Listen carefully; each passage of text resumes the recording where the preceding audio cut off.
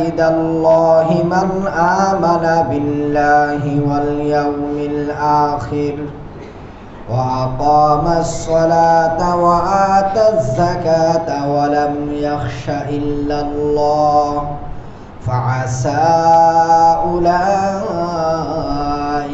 أن يكونوا من المهتدين صدق الله تعالى وصدق رسوله النبي الأمي الكريم ونحن على ذلك لمن الشاهدين والشاكرين والحمد لله رب العالمين मुअज़्ज़ज़ मुहतरम मुसल्लियान किराम दिगर मुरब्बियान इज़ाम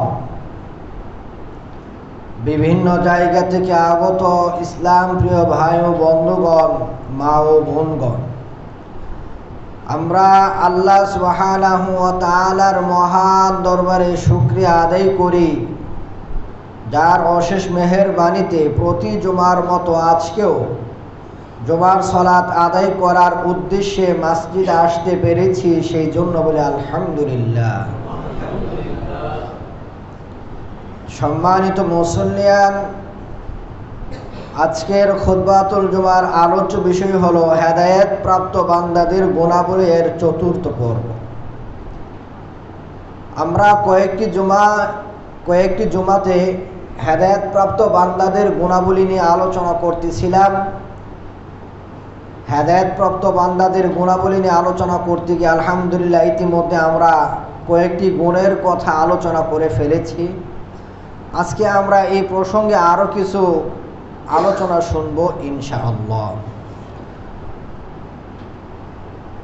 যারা গত 3টি জুমায় উপস্থিত ছিলেন, আশা করি আপনারা বুঝতে পেরেছেন আলোচনাগুলো অত্যন্ত গুরুত্বপূর্ণ আলোচনা। আজকের আলোচনা অত্যন্ত গুরুত্বপূর্ণ আলোচনা। প্রত্যেকটা জুমার প্রত্যেকটা খুতবাই হলো গুরুত্বপূর্ণ খুতবা, গুরুত্বপূর্ণ আলোচনা। কাজে শুরুতে আপনাদের সকলের কাছে আমার বিনীত অনুরোধ থাকবে, দয়া করে মনোযোগ সহকারে আলোচনা শোনার চেষ্টা করবেন, আর কেউ ঘুমাবেন না। ঘুম ভাব আসলে একটু নড়ে চড়ে বসবেন। ঘুমালে আপনাদেরও বুঝতে সমস্যা হয়, আমি যখন আপনাদেরকে দেখি আমারও আলোচনা করতে সমস্যা হয়, মনে হচ্ছে কেমন যেন একটা অমনোযোগী কাজের সামনে আলোচনা করতেছি, বুঝতেছে না, এরকম একটা মনোভাব ভিতরে চলে আসে। এই কারণে দয়া করে একটু সজাগ থাকার চেষ্টা করবেন, বোঝার চেষ্টা করবেন, মনে রাখার চেষ্টা করবেন, যাতে করে হেদায়েত প্রাপ্ত বান্দাদের অন্তর্ভুক্ত হতে হলে যেই সমস্ত কাজ করা লাগে সেই কাজগুলো করতে পারে। তো আসুন আমরা মূল আলোচনায় চলে যাই। আল্লাহর রাসূল সাল্লাল্লাহু আলাইহি সাল্লামের একটি হাদিস, আল মুজামুল কাবির একটি হাদিস গ্রন্থ, এর 6613 নম্বরে এসেছে। এই হাদিস থেকে আমরা কয়েকটা পয়েন্ট পাবো, তবে আমাদের শিরোনামটা থাকবে যে হেদায়েত প্রাপ্ত বান্দাদের একটা গুণ হলো আল্লাহর নিয়ামত পাওয়ার পর শুকরিয়া আদায় করা। হেদায়েত প্রাপ্ত বান্দাদের গুণ কি? আল্লাহর নিয়ামত পাওয়ার পর কি করা? শুকরিয়া আদায় করা। এই হাদিসে আরো কয়েকটা কথা বলা আছে।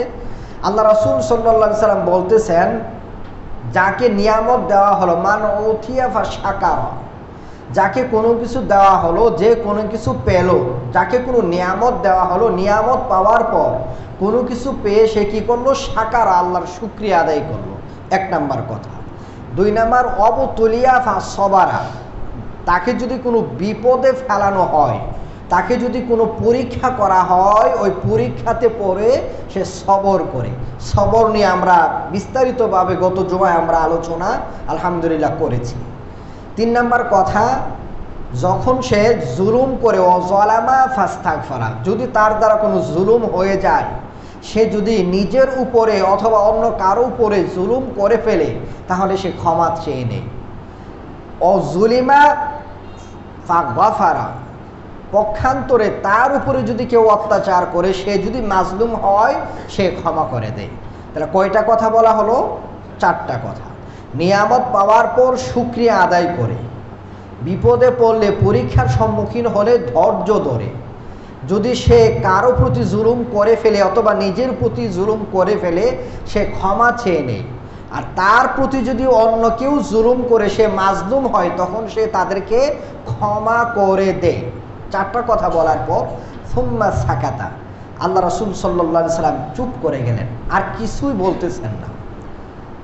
ফাকালু ইয়া রাসূলুল্লাহ মালা, সাহাবায়ে কেরাম যখন দেখলেন আল্লাহ রাসূল সাল্লাল্লাহু আলাইহি সাল্লাম এই 4টা কথা বলার পর চুপ করে গেছেন, আর কিছু বলতেছেন না, তা আল্লাহ রাসূল সাল্লাল্লাহু আলাইহি সাল্লামকে সাহাবায়ে কেরাম জিজ্ঞাসা করলেন, ইয়া রাসূলুল্লাহ, হে আল্লাহ রাসূল সাল্লাল্লাহু আলাইহি সাল্লাম, মালা, আপনি যে বললেন এমন হলে এমন করলো, এমন হলে এমন করলো, এদের ব্যাপারে আসলে আপনার বাকি কথাটা কি? এদের ব্যাপারে আপনি কি বলতে চাচ্ছেন? আপনার বক্তব্যটা কি সেটা আমাদেরকে বলেন, তাদের অবস্থাটা কি আমাদেরকে জানান।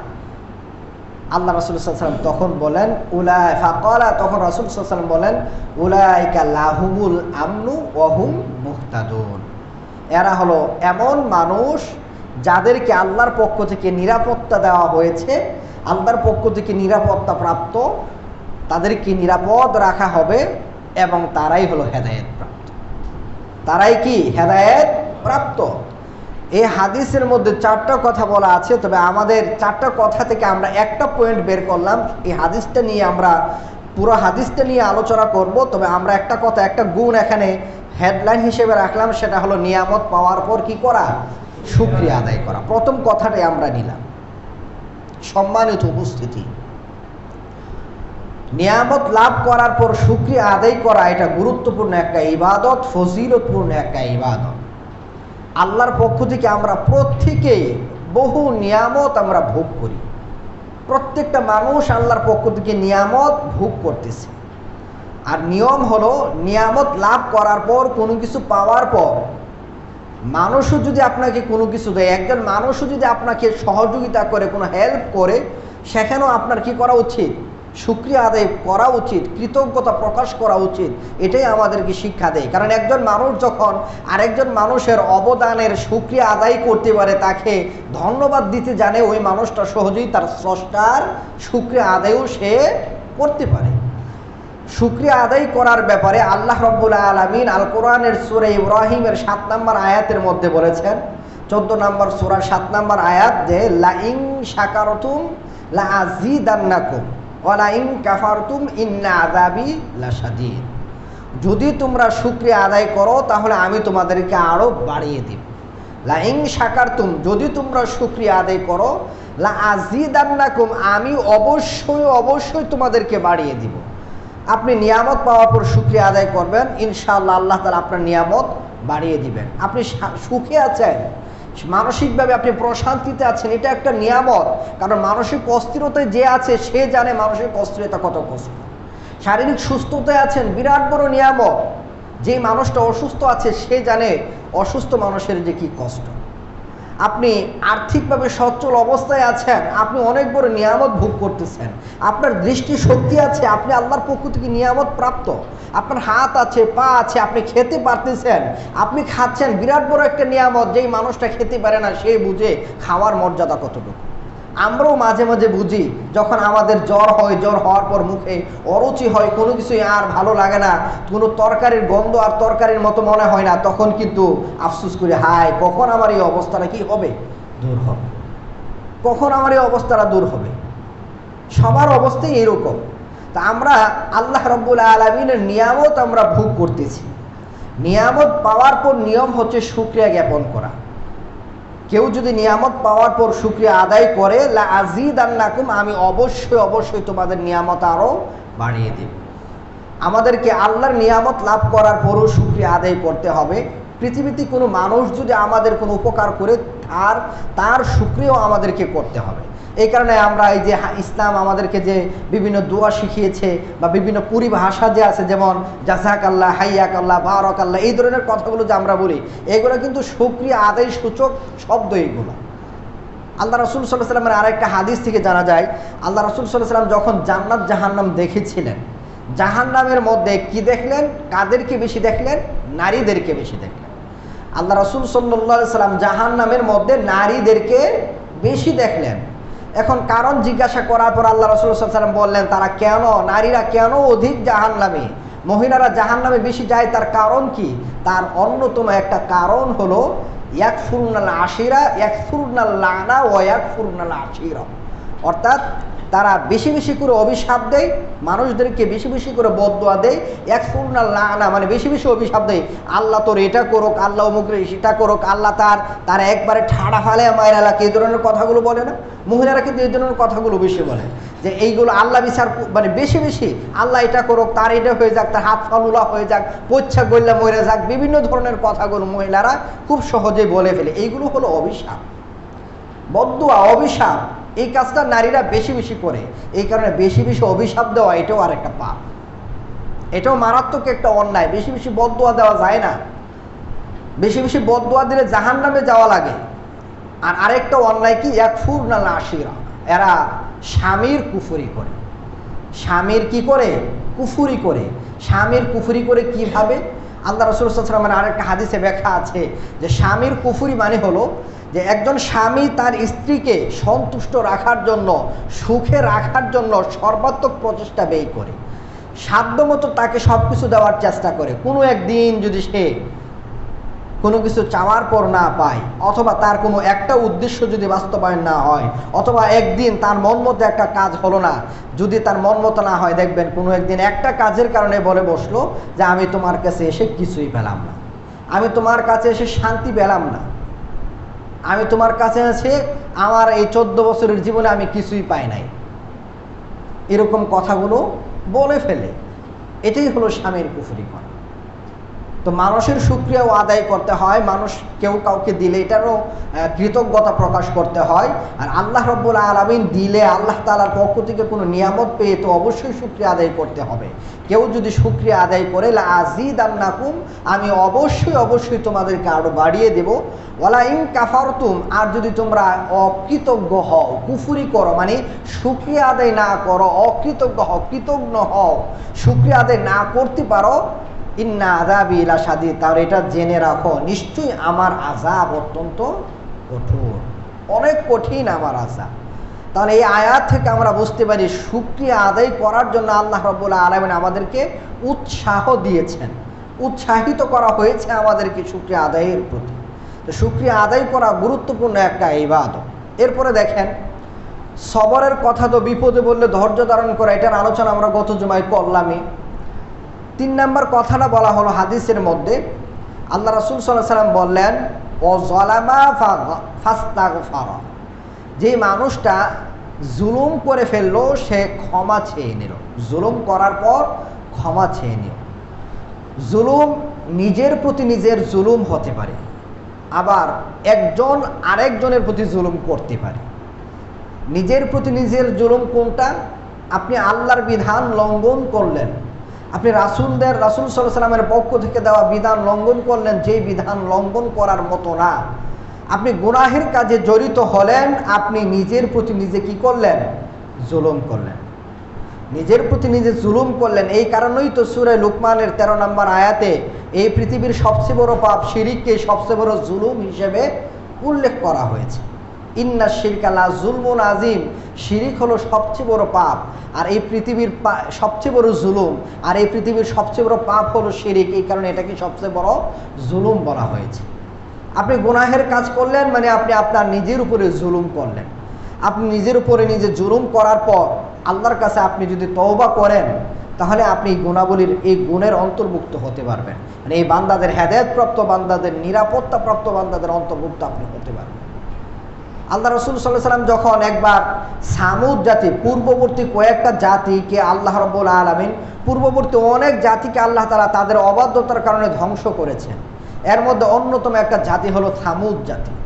আল্লাহ রাসূল সাল্লাল্লাহু আলাইহি ওয়াসাল্লাম যখন সামুদ জাতিকে যে এলাকায় ধ্বংস করা হয়েছিল, এই এলাকার পাশ দিয়ে যাচ্ছেন, তখন আল্লাহ রাসূল সাল্লাল্লাহু আলাইহি ওয়াসাল্লাম বলতেছিলেন যে তোমরা সামুদ জাতি যারা নিজেদের উপর অত্যাচার করার কারণে ধ্বংসপ্রাপ্ত হয়েছে, তাদের জনপদ দিয়ে যাবে না, কোনো কারণে যেতে হলে ক্রন্দনরত অবস্থায় খুব তাড়াহুড়া করে যাবে।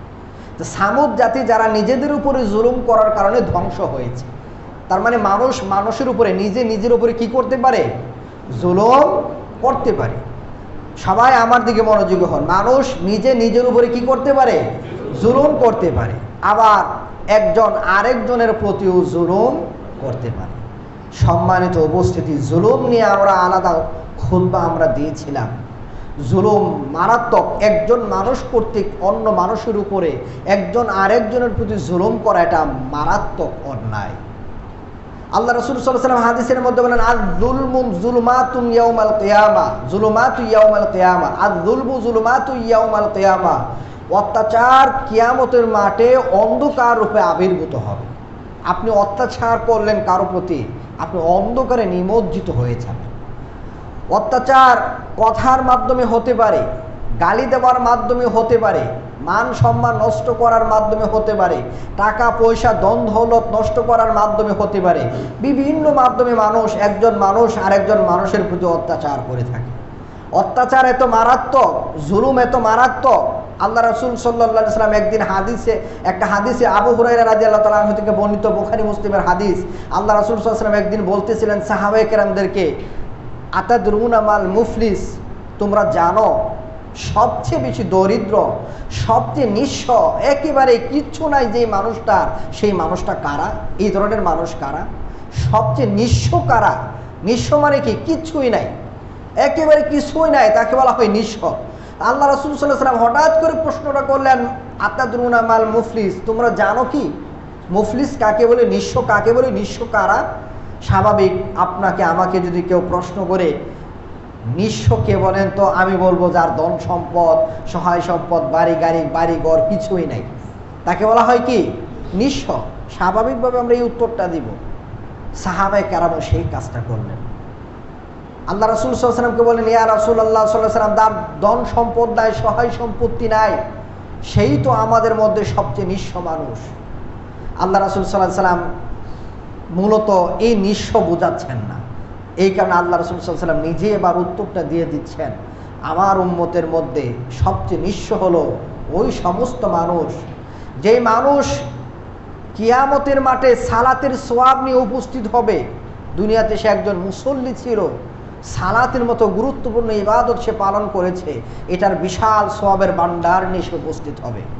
যাকাতের বিশাল সওয়াবের ভান্ডার নিয়ে উপস্থিত হবে। দান খয়রাতের, হজের, বিভিন্ন নেক আমলের সওয়াবের ভান্ডার নিয়ে কিয়ামতের দিন সে উপস্থিত হবে। একদিকে তার সওয়াবের ভান্ডার অনেক, স্তূপিত সওয়াব, বিশাল সওয়াবের ভান্ডার তার।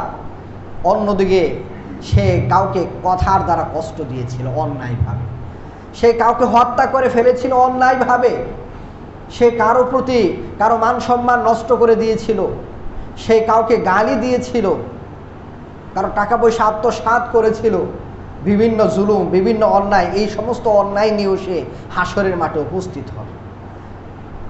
আল্লাহ রাসূল সাল্লাল্লাহু আলাইহি ওয়াসাল্লাম বলতেছেন, বিশাল সওয়াবের ভান্ডার নিয়ে সে উপস্থিত হলো। অন্যদিকে মানুষকে গালি দেওয়ার অন্যায় তার আমলনামায় আছে। সে যেই মানুষটাকে গালি দিয়েছিল ওই মানুষটাকে সেদিন বিনিময় দেওয়া হবে। গালি দেওয়া অন্যায়ভাবে গালি দেওয়া জুলুম, সে জুলুম করেছিল।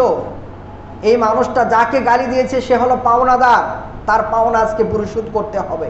কারণ কিয়ামতের দিন, কিয়ামতের মাঠটা হলো বিচারের মাঠ, কিয়ামতের দিনটা হলো বিচারের দিন। ওই দিন সবার বিচার করা হবে। আল্লাহ রাসূল সাল্লাল্লাহু আলাইহি ওয়াসাল্লাম বলেন, যে গালি দিয়েছিল অন্যায়ভাবে, ওই গালিদাতার সওয়াবের ভান্ডার থেকে যাকে গালি দেওয়া হয়েছিল ওই গালিপ্রাপ্ত মানুষটাকে সওয়াব দেওয়া হবে বিনিময় হিসাবে। যেই মানুষটার সম্মান নষ্ট করা হয়েছিল সেই মানুষটাকে যে সম্মান নষ্ট করেছে তার সওয়াবের ভান্ডার থেকে সওয়াব দেওয়া হবে। যেই মানুষটা অন্য একটা মানুষকে অন্যায়ভাবে প্রহার করেছে তাকে সওয়াব দেওয়া হবে। অন্য একটা মানুষকে হত্যা করে ফেলেছে তাকে সওয়াব দেওয়া হবে।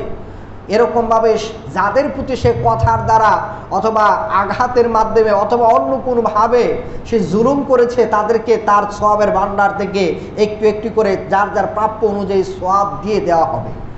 একটা পর্যায়ে এমন একটা সময় উপস্থিত হবে যখন যে মানুষটা বিশাল সওয়াবের ভান্ডার নিয়ে উপস্থিত হয়েছিল এই মানুষটার আর কোনো সওয়াব নাই, তার সওয়াব সব শেষ হয়ে গিয়েছে, সব শেষ। কিন্তু তার বিনিময় যাদেরকে সে জুলুম করেছিল তাদের বিনিময় দেওয়া এখনো শেষ হয় নাই। বিনিময় তো দিতে হবে, বিচার করতে হবে, নেই বিচার। আল্লাহ রাব্বুল আলামিন তখন নেই বিচার করবেন।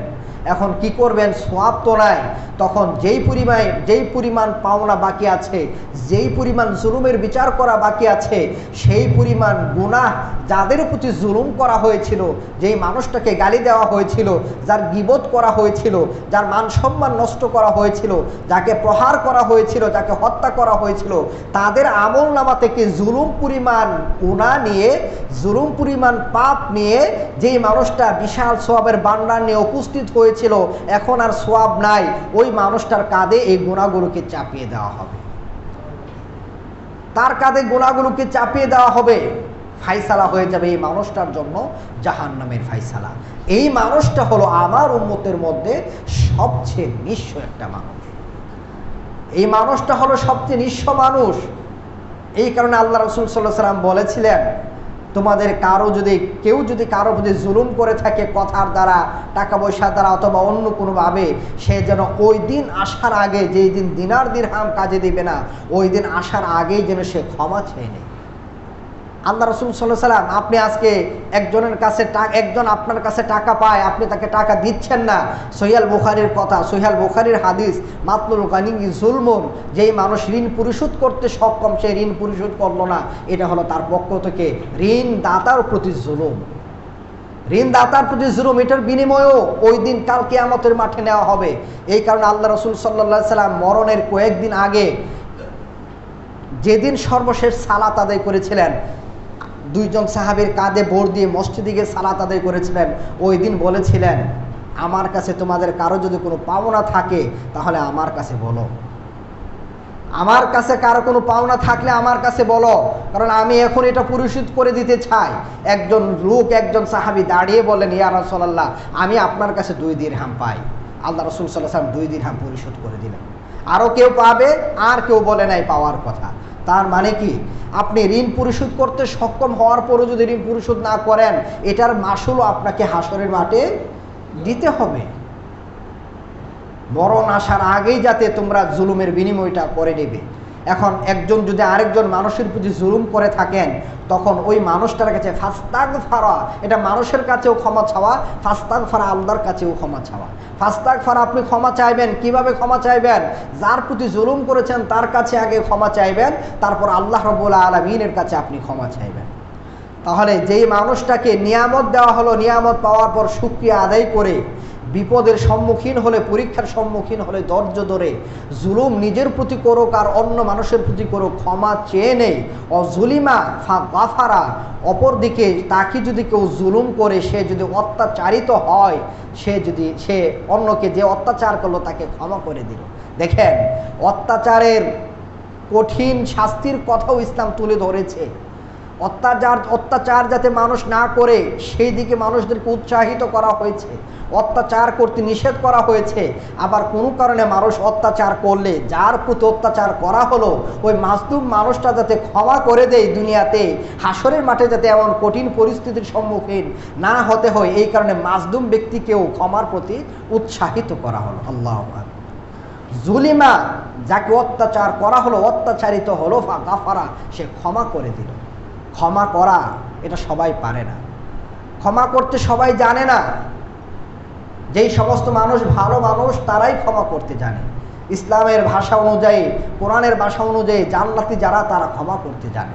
সূরা আলে ইমরানের 134 নম্বর আয়াত আপনি দেখেন, আল্লাহ তাআলা জান্নাতের ওয়ারিস যারা, জান্নাত যাদের জন্য তৈরি করা হয়েছে, জান্নাত যাদের জন্য প্রস্তুত করা হয়েছে, আল্লাহর ক্ষমা যাদের জন্য অপেক্ষায় আছে, তাদের একটা গুণ হলো আফিরা আনিন নাস, তারা মানুষদেরকে ক্ষমা করে, মানুষদেরকে ক্ষমা করে দেয়। আল্লাহ রাসূল সাল্লাল্লাহু আলাইহি ওয়াসাল্লাম এই 4টা কথা বলার পর চুপ করে গিয়েছিলেন। সাহাবা কেরাম যখন দ্বিতীয়বার জিজ্ঞাসা করলেন তাদের ব্যাপারে কি বলেন, আল্লাহ রাসূল সাল্লাল্লাহু আলাইহি ওয়াসাল্লাম বললেন, উলাইকা লাহুমুল আমনু ওয়া হুম মুহতাদুন ওয়া উলাইকা হুমুল মুহতাদুন। আর এরাই হলো কি আল্লাহর পক্ষ থেকে নিরাপত্তা প্রাপ্ত, আর এরাই হলো হেদায়েত প্রাপ্ত বান্দাদের অন্তর্ভুক্ত। তাহলে হেদায়েত প্রাপ্ত বান্দাদের একটা গুণের কথা আমরা জানলাম, নিয়ামত পাওয়ার পর কি করা? শুকরিয়া আদায় করা, পাশাপাশি জুলুম করলে ক্ষমা চেয়ে নেওয়া, অত্যাচারিত হলে ক্ষমা করে দেওয়া, এটাও আমরা এই হাদিস থেকে আমরা জেনে নিলাম। হেদায়েত প্রাপ্ত বান্দাদের গুণ নিয়ে আলোচনা করতে গিয়ে এখন আমরা যেই গুণটার কথা জানবো সেটা হলো, হেদায়েত প্রাপ্ত বান্দাদের অন্যতম আরেকটা গুণ হলো তারা মসজিদ আবাদ করবে, মসজিদ নির্মাণ করবে। মসজিদ নির্মাণ করা এটা কাদের কাজ? হেদায়েত প্রাপ্ত বান্দাদের কাজ। একটু মনোযোগ দিয়ে শুনেন। আল্লাহ রাব্বুল আলামিন সূরা তওবার 18 নম্বর আয়াতের মধ্যে বলেন, ইন্নামা ইয়া'মুরু মাসাজিদাল্লাহ, নিশ্চয় আবাদ করে, নির্মাণ করে, মাসাজিদাল্লাহ, মসজিদ, আল্লাহর মসজিদ, আল্লাহর ঘর নির্মাণ করে, মান আমানা বিল্লাহ, যেই মানুষটা আল্লাহর প্রতি বিশ্বাস করে, ওয়াল ইয়াউমিল আখির, পরকালের প্রতি বিশ্বাস করে, ও আকামাস সলাতা, সালাত কায়েম করে, ও আতাজ যাকাতা, যাকাত আদায় করে, ওয়ালাম ইয়াখশা ইল্লাল্লাহ, আল্লাহ ছাড়া আর কাউকে ভয় করে না। এখানে কয়েকটা গুণ বলা আছে, এই গুণের কথাটা আমরা একটু পরে বলব। প্রথম কথা হলো ইন্নামা ইয়ামুরু মাসাজিদাল্লাহ, যারা মসজিদ নির্মাণ করে। এই কথাটা বলার পর আল্লাহ তাআলা মসজিদ নির্মাণকারীদের গুণ এখানে বললেন। মসজিদ কারা আবাদ করবে, কাদের জন্য মসজিদ নির্মাণ করার কাজ, এই কথা আল্লাহ তাআলা এই জায়গায় বললেন। পরে আল্লাহ কি বললেন আয়াতের শেষের দিকে, ফাআসা উলাইকা আইয়াকুনু মিনাল মুহতাদিন, সম্ভবত এই যে মসজিদ নির্মাণ করে যারা এই কোয়ালিটি সম্পন্ন, এই গুণ সম্পন্ন যে মানুষ মসজিদ নির্মাণ করে, এরা হলো হেদায়েত প্রাপ্ত বান্দাদের অন্তর্ভুক্ত। এরা হেদায়েত প্রাপ্ত বান্দাদের অন্তর্ভুক্ত হবে। তাহলে আমরা মসজিদ নির্মাণ করা, আমাদের পয়েন্ট হলো মসজিদ নির্মাণ করা এটা কাদের গুণ? হেদায়েত প্রাপ্ত বান্দাদের গুণ। এবার আসেন, আল্লাহ তাআলা মসজিদ নির্মাণ করা হেদায়েত প্রাপ্ত বান্দাদের গুণ, এই কথাটা বলে দিলেন। কেন বললেন? তার কারণ হচ্ছে মসজিদ নির্মাণ করতে গেলে যেই কয়েকটা কোয়ালিটি থাকবে, এই কোয়ালিটি, এই গুণ হেদায়েত প্রাপ্ত বান্দাদের ভিতরেই শুধু থাকতে পারে, অন্য কারো ভিতরে এই গুণগুলো থাকবে না। দেখেন, নিশ্চয় মসজিদ নির্মাণ করে কারা? মান আমানা বিল্লাহ, যেই মানুষটা আল্লাহতে বিশ্বাস করে, আল্লাহতে বিশ্বাসী, আল্লাহকে বিশ্বাস করে, আল্লাহর প্রতি যেই মানুষটার ঈমান আছে।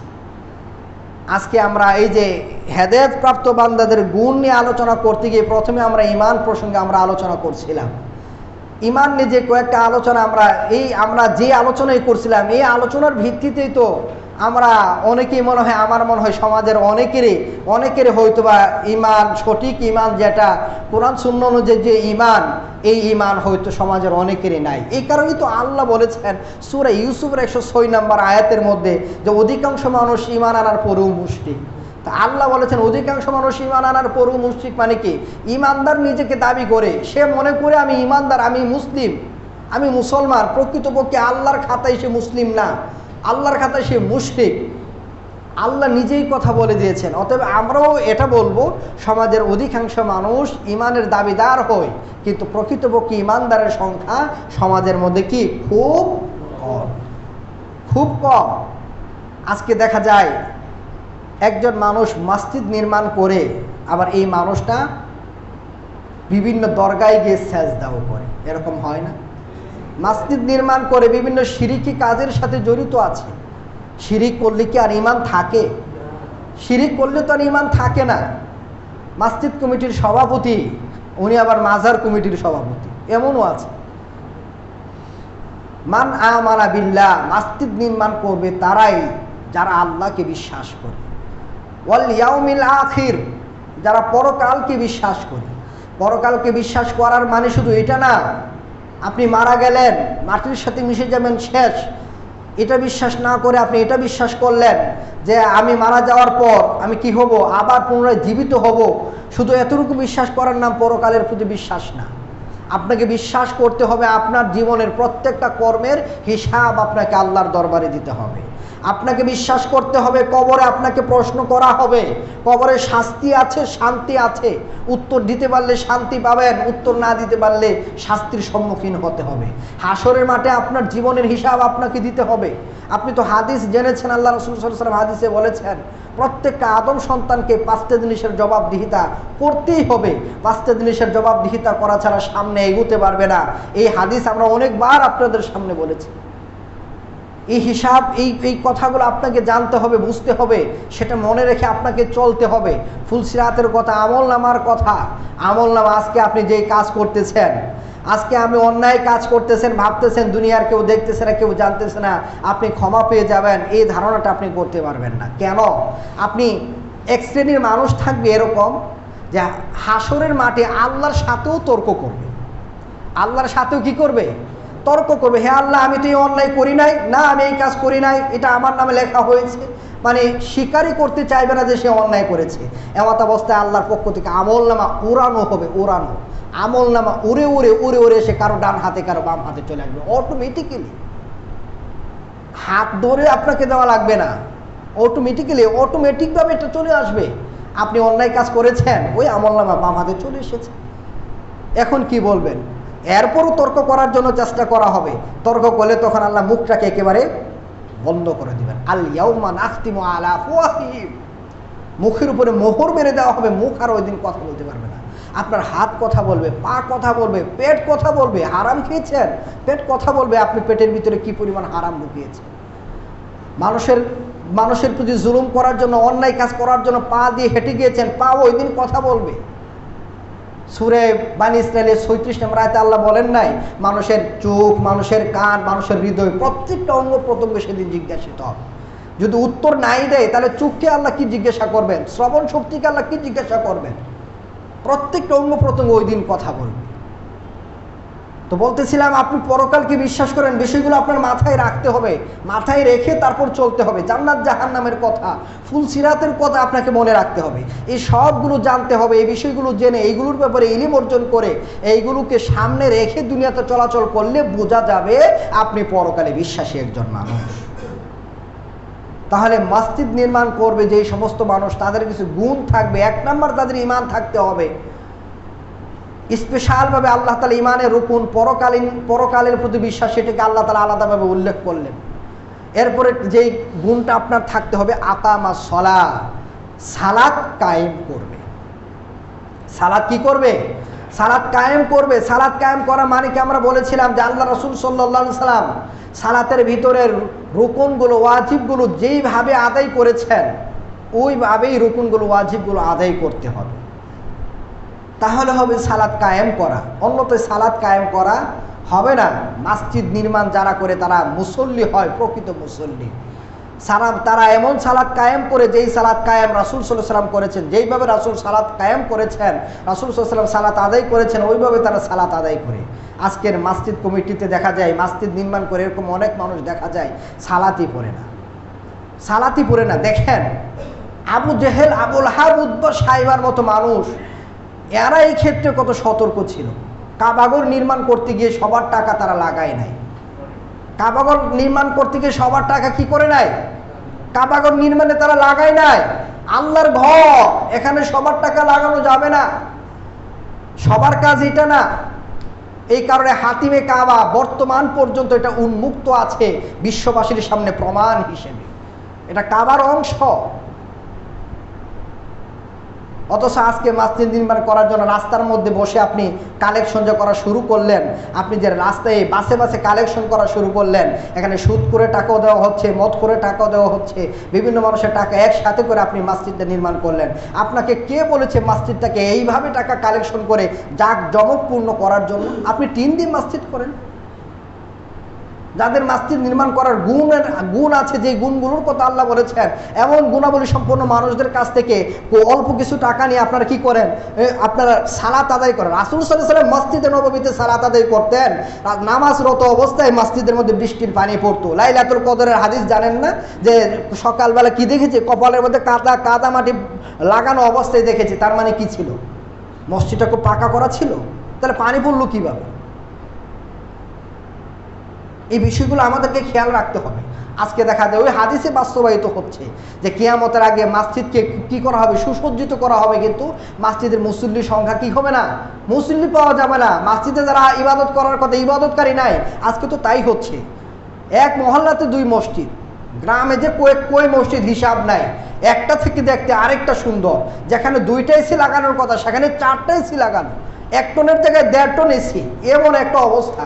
মুসল্লি নাই, মুসল্লি নাই। খবর নিয়ে দেখা যাবে টাকা কে দিয়েছে? ওই হারাম করে টাকা এখানে বেশি আছে, সুদখুরের টাকা এখানে বেশি আছে, ঘুষখুরের টাকা এখানে বেশি আছে। অথচ আল্লাহ বলেছেন কি মসজিদ নির্মাণ কারা করবে, আল্লাহ নিয়ম দিয়ে দিয়েছেন, গুণ দিয়ে দিয়েছেন, আল্লাহ বলে দিয়েছেন এটা কাদের কাজ। সালাত কায়েম করবে, এটা হলো মসজিদ যারা নির্মাণ করবে তাদের দায়িত্ব, মানে তাদের একটা গুণ হবে তারা সালাত কায়েম করবে। ও আত যাকাত, তারা যাকাত আদায় করবে। যাকাত ঘোষণা করে মানুষদেরকে জানিয়ে কয়েকটা শাড়ি দিয়ে, লুঙ্গি দিয়ে, কিছু চাউল দিয়ে তারা যাকাত আদায় করে খাতে হয়। তারা যাকাত আদায় করে যেইভাবে কোরআন হাদিসে যাকাত আদায় করা আছে, ওই আদায় করার কথা আছে ওইভাবে হিসাব করে, পুঙ্খানুপুঙ্খ হিসাব করে তারা যাকাত আদায় করে। এটা হলো যারা মসজিদ নির্মাণ করে তাদের একটা গুণ, সঠিক নিয়মে যাকাত আদায় করে। এরপর আরেকটা গুণের কথা বললেন, ওয়ালাম ইয়াখশা ইল্লাল্লাহ, আল্লাহ রব্বুল আলামিনকে ব্যতীত আর কাউকে তারা কি করে না, ভয় করে না। আল্লাহ রব্বুল আলামিন ব্যতীত আর কাউকে তারা ভয় করে না। আল্লাহর ভয় গুরুত্বপূর্ণ একটা বিষয়।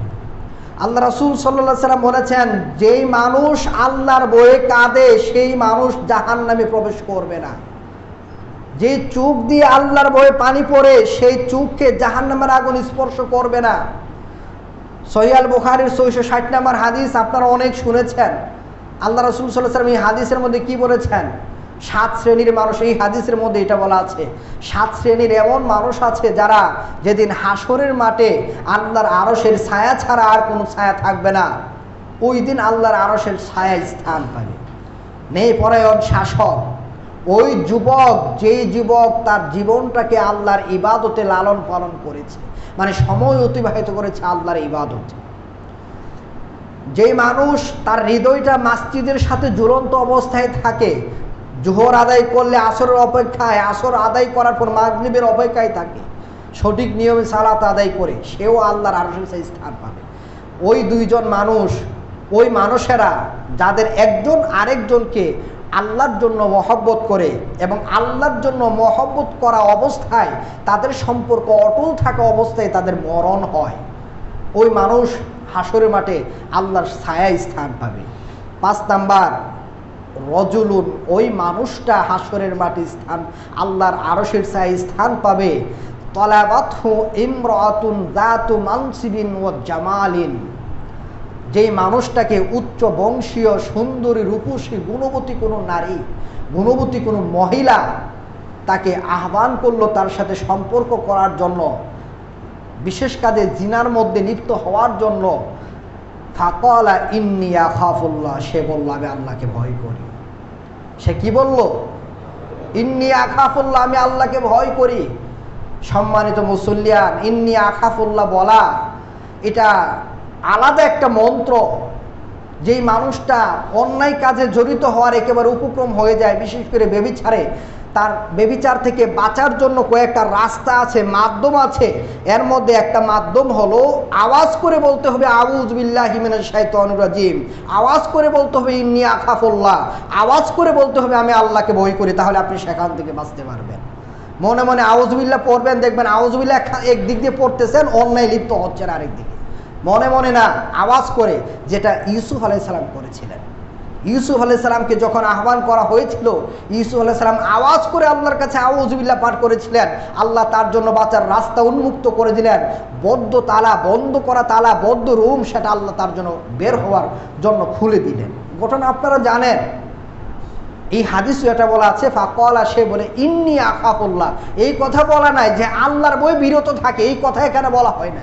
বলা হয়েছে ফাকালা, সে বলে ইন্নী আখাফুল্লাহ, আমি আল্লাহকে ভয় করি। মানে সে এই কথাটা বলে, তার মানে এই কথাটা কোন মানুষটা বলতে পারে? যার ভিতরে আল্লাহর ভয় আছে সেই মানুষটা বলতে পারে। 6 নাম্বার, যেই মানুষটা এমনভাবে দান করে, বাম হাত জানলো না ডান হাত কি দান করে। 7 নাম্বার, রজুলুন যাকারাল্লাহ খালিয়া ফাফাদাত আইনা, যেই মানুষটা নীরবে আল্লাহকে স্মরণ করলো আর আল্লাহর ভয়ে তার চোখ দিয়ে পানি পড়লো। নীরবে আল্লাহকে স্মরণ করার পর তাহাজ্জুদের সালাত আদায় করতেছে, মসজিদে একা একা সালাত আদায় করতেছে, বাসায় সালাত আদায় করতেছে, নীরবে আল্লাহর জিকির করতেছে। নীরবে আল্লাহকে স্মরণ করার পর আল্লাহর ভয়ে তার চোখ দিয়ে পানি বের হয়ে যায়, ওই মানুষটা হাসরের মাঠে আল্লাহর আরশের ছায়ায় স্থান পাবে। তাহলে আল্লাহর ভয়, আল্লাহর ভয় কারো ভিতরে থাকলে হাসরের মাঠের ভয়াবহ অবস্থা থেকে মুক্তি পাওয়া যায়। আল্লাহর ভয় থাকলে জাহান্নামে মানুষ যায় না। আল্লাহর ভয় গুরুত্বপূর্ণ একটা বিষয়। তো সম্মানিত মুসল্লিয়ান, এখানে মসজিদ নির্মাণ করবে যারা, তাদের কয়েকটা গুণ বলা হলো। ঈমান থাকবে আল্লাহর প্রতি, পরকালকে বিশ্বাস করবে, সালাত কায়েম করবে, যাকাত আদায় করবে এবং আল্লাহ ছাড়া আর কাউকে ভয় করবে না। এই 5টা গুণ যদি আমরা পরকালের বিশ্বাসকে আলাদা ধরি 5টা, আর এটাকে যদি আমরা ঈমানের ভিতরে ধরি তাহলে হবে 4টা। এই 4টা গুণ থাকবে যারা মসজিদ নির্মাণ করে তাদের। অতএব এখান থেকে আমরা এই মূলনীতি আমরা পাই যে মসজিদ কমিটি যারা হবে তাদের ভিতরে এই গুণগুলো থাকতে হবে। অতএব আলেম ওলামা যারা বা যারা সমাজে দ্বীনি কাজ করেন বা যারা বিভিন্ন মসজিদের সাথে নিয়োজিত আছেন, তাদের এই কথাগুলো সুন্দর করে মানুষদের সামনে বলা উচিত। মসজিদ কমিটিতে অন্তর্ভুক্ত হবে এই গুণ সম্পন্ন মানুষ, তাহলে এই মসজিদে ইবাদতকারীর সংখ্যা বাড়বে। এই মসজিদের হুজুর থেকে, এই মসজিদের খতিব থেকে দ্বীন শিক্ষা করা যাবে। অন্যথায় যে গতানুগতিক যেমন হয় মসজিদ কমিটিগুলো, এরা নিজেও ইসলাম বোঝে না, ইমাম সাহেব কি বললো সেটাও বোঝে না। এই কারণেই তো আমাদের সমাজের দাওয়াতি কাজ ইমামদের এই অবস্থা। যদি এই কোয়ালিটি সম্পন্ন মানুষ যদি মসজিদ কমিটিতে থাকে, তাহলে ইমাম সাহেবেরও সুযোগ নাই যা ইচ্ছা তা বলার, যা ইচ্ছা তা করার। খতিব সাহেবের সুযোগ নাই যা ইচ্ছা তা বলার। তো এই গুণগুলো তাদের থাকবে। আর এই গুণগুলো সম্পন্ন মানুষ হওয়ার পর যেই মানুষটা মসজিদ নির্মাণ করে, এই তাদের ব্যাপারে আল্লাহ রাব্বুল আলামিন বলেন ফাআসা উলাইকা আইয়াকুনু মিনাল মুহতাদিন। সম্ভবত এই শ্রেণীর মানুষ যারা, তারাই হলো হেদায়েতপ্রাপ্ত বান্দাদের অন্তর্ভুক্ত। মানে তারাই হেদায়েতপ্রাপ্ত বান্দাদের কি হবে? অন্তর্ভুক্ত হবে, তারাই হলো মুহতাদিন। তাহলে সম্মানিত মুসল্লিয়ান, হেদায়েতপ্রাপ্ত বান্দাদের আমরা আজকে আরো কয়েকটা গুণ জানলাম। আমরা প্রথমেই জানলাম হেদায়েতপ্রাপ্ত বান্দাদের একটা গুণ হলো নিয়ামত পাওয়ার পর শুকরিয়া আদায় করা। এরপরে তো আমরা আরেকটা গুণ যেটা আমরা গত জুমায় জেনেছিলাম, সবরের কথা। কেউ যদি জুলুম করে ফেলে সে ক্ষমা চেয়ে নেয়, এটা হেদায়েতপ্রাপ্ত বান্দাদের গুণ। এরপরে তার প্রতি কোনো জুলুম করা হলে সে ক্ষমা করে দেয়। যারা মসজিদ নির্মাণ করে তারাও হেদায়েতপ্রাপ্ত বান্দাদের অন্তর্ভুক্ত। তবে মসজিদ নির্মাণ করতে গেলে মৌলিক 4টা গুণের কথা আল্লাহ বলে দিয়েছেন, সেই গুণগুলো থাকা দরকার, সেই গুণগুলো থাকা লাগবে। আল্লাহ রাব্বুল আলামিন আমাদের সবাইকে আজকে যে আলোচনাগুলো আমরা করলাম এবং শুনলাম এর উপরে আমল করার, এটা বোঝার, এর উপরে আমল, যেই কথাগুলোর উপর আমল করার মতো সেই কথাগুলোর উপর আমল করার তৌফিক দান করুন, আমিন।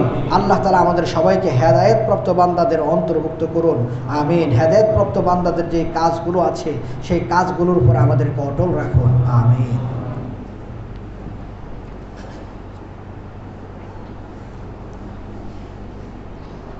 ইন্নাল হামদুলিল্লাহ ওয়াসসালাতু ওয়াসসালামু আলা রাসূলিল্লাহ ওয়া আলা আলিহি ওয়া আসহাবিহি আজমাইন, আম্মা বা'দ। ফাআউযু বিল্লাহি মিনাশ শাইতানির রাজীম। ইন্নাল্লাহা ওয়া মালাইকাতাহু ইউসাল্লুনা আলান নবী ইয়া আইয়ুহাল্লাযীনা আমানু সাল্লু আলাইহি ওয়া সাল্লিমু তাসলিমা। আল্লাহুম্মা সাল্লি আলা মুহাম্মাদিন ওয়া আলা আলি মুহাম্মাদ কামা সাল্লাইতা আলা ইব্রাহিম ওয়া আলা আলি ইব্রাহিম ইন্নাকা হামিদুম মাজিদ। اللهم بارك على محمد وعلى آل محمد كما باركت على إبراهيم وعلى آل إبراهيم إنك حميد مجيد. اللهم إنا نسألك الهدى والتقى والعفاف والغنى. اللهم إنا نسألك علما نافعا ورزقا طيبا وعملا متقبلا. اللهم إنك عفو تحب العفو فاعف عنا. اللهم اغفر لنا وارحم على أمواتنا واغفر لنا وللمؤمنين والمؤمنات والمسلمين والمسلمات. اللهم أعز الإسلام والمسلمين. اللهم انصر الإسلام والمسلمين والمجاهدين. اللهم إنا نسألك جنة الفردوس. اللهم أجرنا من النار. اللهم ربنا لا تزغ قلوبنا بعد إذ هديتنا وهب لنا من لدنك رحمة إنك أنت الوهاب. اللهم ربنا ظلمنا أنفسنا وإن لم تغفر لنا وترحمنا لنكونن من الخاسرين. اللهم آتنا في الدنيا حسنة وفي الآخرة حسنة وقنا عذاب النار. اللهم تقبل منا إنك أنت السميع العليم. سبحانك اللهم وبحمدك أشهد أن لا إله إلا أنت أستغفرك وأتوب إليك. أمجاد بانيها ومن يسعى إلى العليا سيدركها بما فيها